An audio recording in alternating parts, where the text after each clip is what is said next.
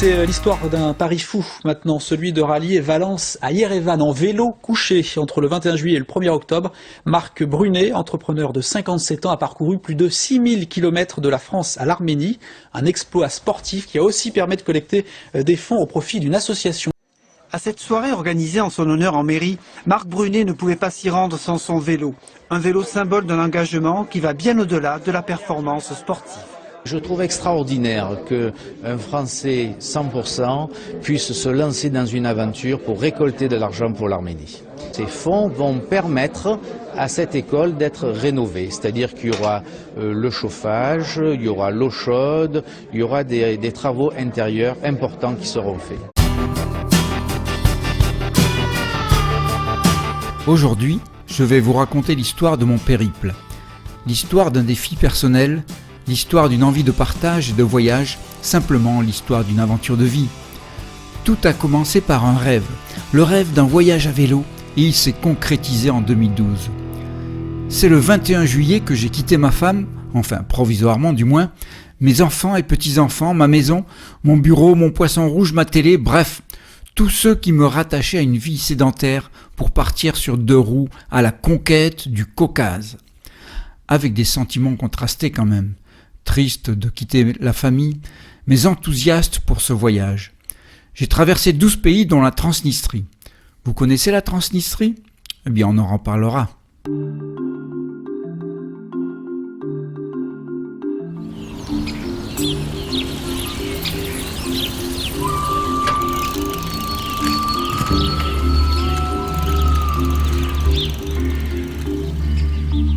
Juste après Ingolstadt, petit embouteillage sur la véloroute pour raison de travaux et de déviation. Vous voyez, même à vélo, on n'y échappe pas, mais ça dure moins longtemps. De là, je rejoins la frontière autrichienne que j'ai failli ne pas voir en me faisant attaquer au passage par un escadron d'abeilles. Je suis même obligé d'abandonner un moment mon vélo pour leur échapper. C'est une des plus belles portions de l'Eurovélo 6 que j'ai faite. Tout respire la sérénité, loin du stress et de l'agitation. Une voie magnifique le long de l'eau, au fond de la vallée entourée de forêts enchantées. Jubilatoire. Dans une telle aventure, je vis des paradoxes. Je suis à la fois dépendant des autres et complètement libre à chaque minute, à la fois vulnérable, voire même fragilisé, mais grandi par les expériences vécues, enrichi par les rencontres.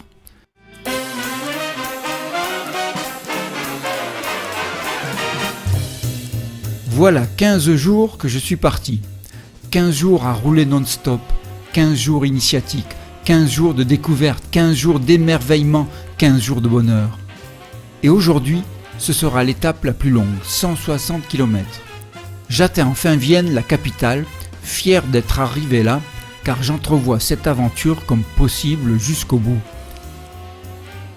Mais si le voyage vous change intérieurement, ça vous change aussi extérieurement. Démonstration.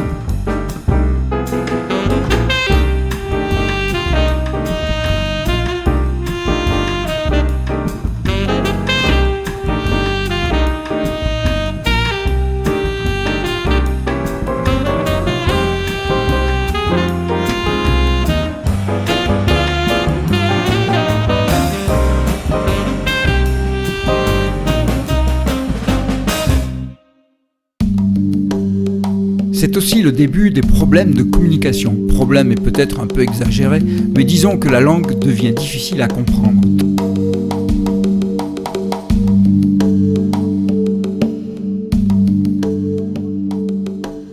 J'arrive ce soir-là dans le dernier pays de l'Union européenne, la Roumanie. C'est avec un étrange sentiment que je passe la frontière, harcelé par 3 chiens en furie. On a des préjugés sur ce pays, à cause de ce que l'on entend chez nous. Mais on m'avait aussi dit que c'était une terre très accueillante. Je vais faire ma première rencontre mémorable. J'arrive dans un petit village et un attroupement se forme. Alors je demande si quelqu'un peut m'indiquer un endroit où planter ma tente. À cet instant, un grand-père se manifeste et m'invite à venir chez lui. Je le suis avec plaisir. Adalbert me montre le chemin et nous arrivons devant son portail. Mais il a de la difficulté à l'ouvrir car l'herbe fait au moins 80 cm. Je commence à me demander si j'ai bien fait de le suivre, mais c'est bien chez lui. Il me propose un endroit dans son jardin. Voilà ses toilettes. Il n'y a pas d'eau courante à l'intérieur de la maison. Ce retraité est en train de préparer ses conserves pour l'hiver. Il m'invite dans la cuisine et sort de la nourriture de son frigo en la posant délicatement sur un torchon, à la propreté discutable, installée en hâte sur la table. Nous essayons de communiquer, mais entre la télé qui diffuse une émission de variété en roumain, style Patrick Sébastien Empire, la radio en arrière qui commente un match et nos échanges avec ses 10 mots d'anglais, c'est un peu compliqué. J'apprends tout de même qu'il vit avec 97 € par mois de sa retraite de chauffeur, que sa femme est décédée il y a 18 ans. Il a des doigts et des orteils amputés. Mais il est heureux de vivre et ne sait pas que faire pour me satisfaire et me mettre à l'aise. Un peu plus tard, il sort une bouteille d'eau-de-vie et me fait signe avec grande insistance de la finir. Je crois comprendre que je n'ai pas trop le choix. Alors je m'exécute directement à la bouteille comme il me le mime. Heureusement, je vois qu'il ne reste qu'un fond. Vous auriez dû voir le spectacle. Adalbert mène une vie simple et paisible, et moi je me pose des questions par rapport à ce que l'on exige chez nous pour pouvoir vivre décemment et toujours exiger plus de droits. Dans ce voyage, tout m'invite à me séparer du superficiel pour ne garder que l'essentiel.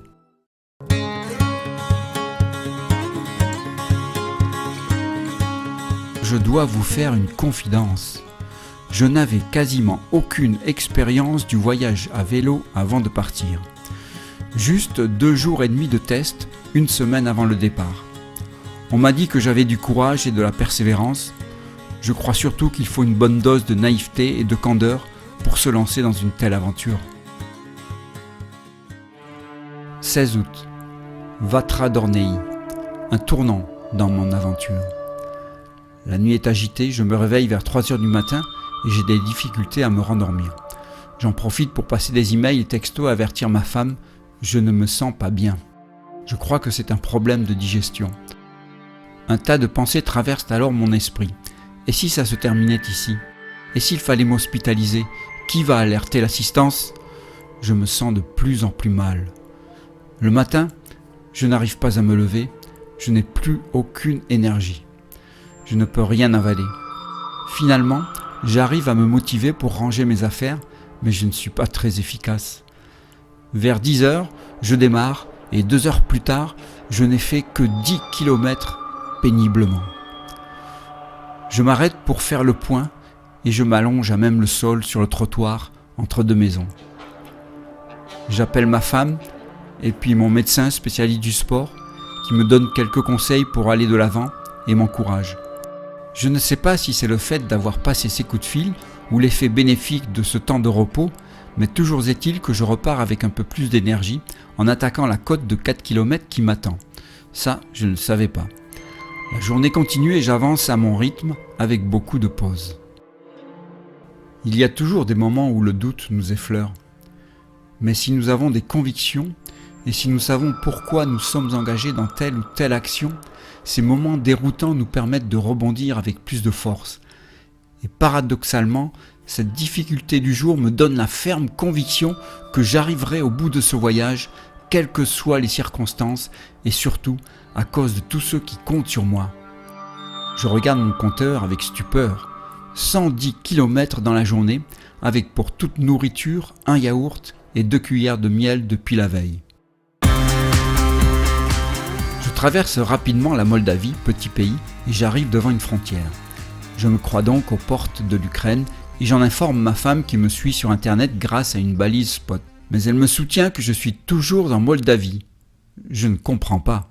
Je viens de passer une frontière, de changer de l'argent, de remplir des documents d'entrée dans un nouveau pays. Bizarre. Je découvrirai le lendemain que j'étais en Transnistrie, un pays de 500 000 habitants qui a son armée, sa monnaie, son parlement, ses frontières, mais un pays invisible sur les cartes du monde car il n'est reconnu par aucune nation.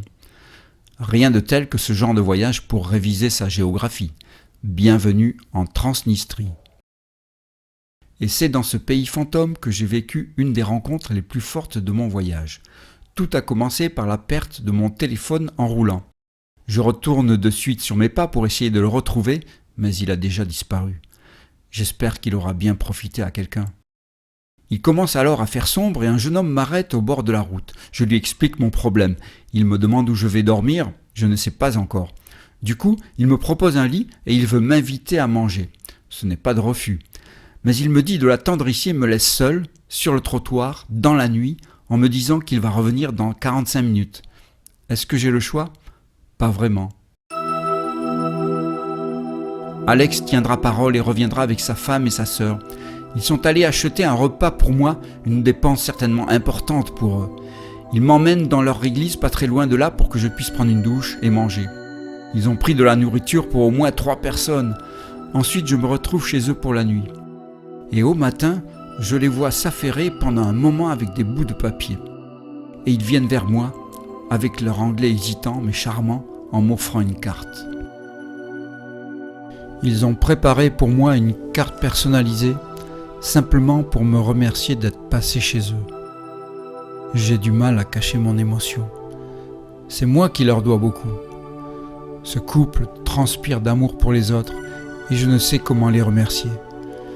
Je ne regrette pas d'avoir perdu mon téléphone, même si ma femme qui ne peut plus me joindre n'est pas du même avis. Que valent quelques grammes de technologie face à des tonnes d'amour ? Une leçon dans ce monde où l'on privilégie souvent la possession à la relation.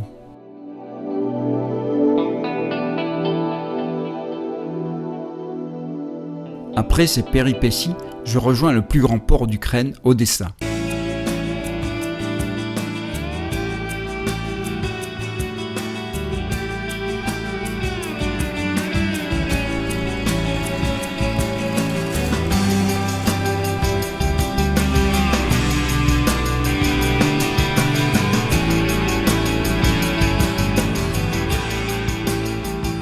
Comme je suis en avance, je ne peux pas entrer en Russie avant le 1er septembre, date de mon visa, je décide de faire un détour par la Crimée. Cette route côtière va me réconcilier avec l'Ukraine. Époustouflant. Mais cela se mérite, ça commence par un jour d'orage. Et puis il faudra grimper plus de 4200 mètres de dénivelé en 4 jours. Des paysages magnifiques le long de cette côte d'Azur ukrainienne, passée depuis sous régime russe.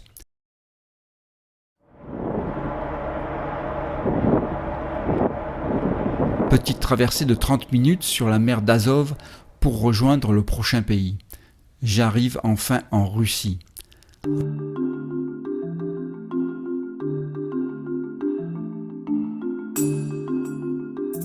J'arrive à Sotchi, qui était à l'époque un chantier à ciel ouvert pour la préparation des Jeux Olympiques.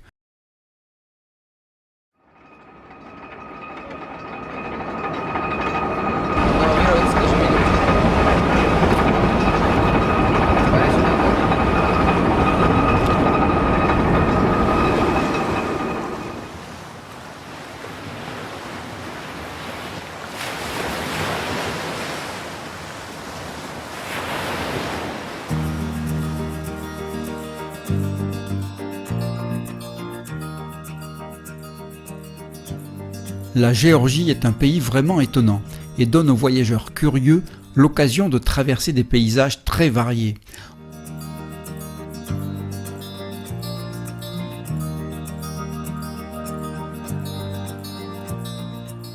Tbilissi, la capitale, s'étend sur 30 km le long de la rivière Koura. Avant de repartir, petit arrêt par le célèbre marché aux puces, où l'on trouve des objets uniques et authentiques de la période soviétique. J'approche enfin de la frontière arménienne. L'émotion commence à m'envahir.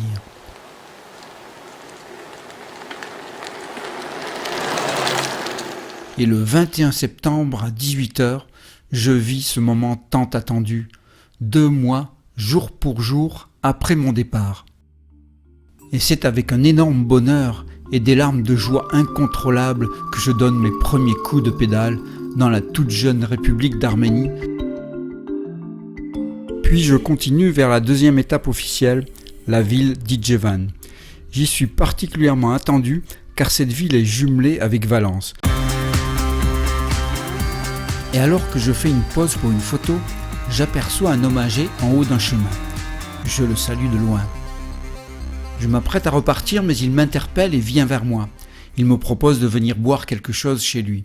J'accepte la proposition non pas tellement parce que j'ai soif, mais pour la rencontre et l'aventure. Je ne serai pas déçu. Sa femme et la voisine arrivent quelques instants après, et là, elle me propose quasiment un repas en plein après-midi. Du beurre maison, du matsoun, le yaourt local dont j'ingurgite 500 grammes par jour, avec le lait de leurs vaches, les fruits et les légumes du jardin et même le miel de leurs ruches. Que demander de plus ? La voisine m'interprète spontanément un chant. Magnifique voix qui résonne dans ces paisibles montagnes, loin de tout bruit de la civilisation moderne.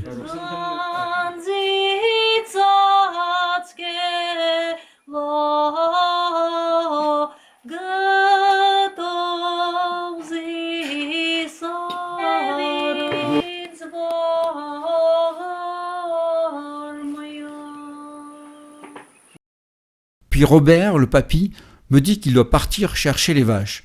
Je lui propose de l'accompagner. Les 20 minutes prévues pour ramener le troupeau vont se transformer en plus de 2 heures et nous rentrerons à la lumière de la lampe de poche. Après le repas partagé chez le voisin, Robert m'emmène dans une petite maison à une centaine de mètres. Apparemment, pas d'eau ni de toilette, mais sur le lit qu'il me propose, usé par le temps et le poids de ceux qui s'y sont reposés, il dépose gentiment une parka en mouton en guise de couverture pour m'empêcher d'avoir froid. Cet accueil et cette générosité, c'est dans les pays les plus difficiles économiquement que je vais l'expérimenter. Est-ce que vivre confortablement nous détournerait de certaines valeurs et nous ferait perdre les priorités de la vie ? C'est enfin l'arrivée au village de Chiracamout où se trouve l'école que nous soutenons dans cette démarche humanitaire. Ce village avait été littéralement englouti lors du tremblement de terre de 1988 et a été reconstruit avec les moyens du bord. Une cérémonie magnifique m'attend, préparée avec amour et passion par tous les enfants de la maternelle et leurs enseignants. C'est la cérémonie du pain et du sel, une tradition séculaire toute simple qui se pratique lorsqu'on veut vraiment honorer un visiteur. J'en suis touché. La télé locale est présente ainsi que le maire et toutes les familles. Quand on avait dit 1 an auparavant à la directrice qu'un Français allait venir les voir à vélo, elle ne l'avait pas cru. Mais aujourd'hui, le rêve s'est concrétisé.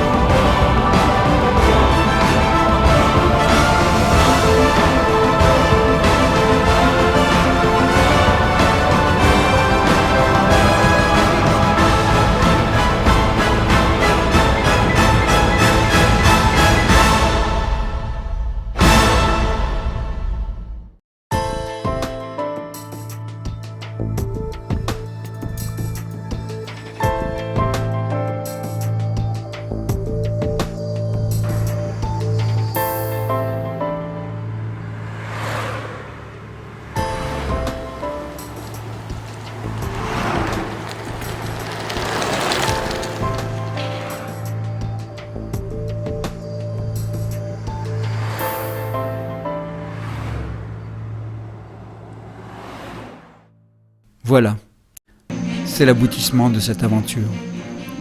Elle a marqué pour moi le début d'une vie un peu différente, faite de plus de partage, plus de prise de conscience et d'une réflexion sur l'histoire même de ma vie. J'ai essayé de repousser les limites de mon existence tranquille, à la recherche peut-être de l'insouciance de l'enfance ou des loisirs que je n'ai pas pu pratiquer dans ma jeunesse, tant j'étais passionné par mon travail. J'avais un rêve et une mission. Ils se sont accomplis et c'est là l'essentiel. Mais quelque part au fond de moi, il reste un sentiment d'inachevé. J'aimerais bien un jour continuer cette aventure, reprendre cette route qui m'a ouvert à l'esprit du voyage sans contrainte, à la découverte de nouvelles cultures, à ces pays du bout du monde.